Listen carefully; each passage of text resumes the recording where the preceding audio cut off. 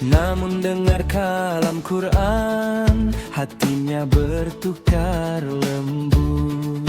Pemimpin agung adil bijaksana, jaga amanah setiap masa, berpenat demi umat Rasulullah, sentiasa muhasabah ikut kata Rasulullah.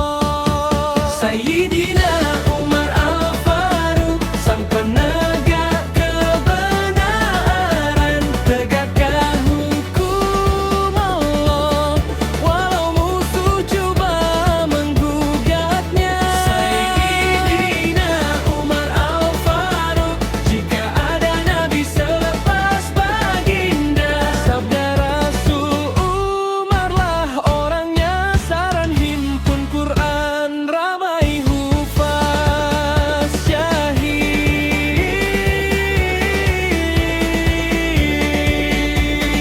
Pergi dengan pedang ingin bunuh Nabi Muhammad, namun dengar kalam Quran, hatinya bertukar lembut.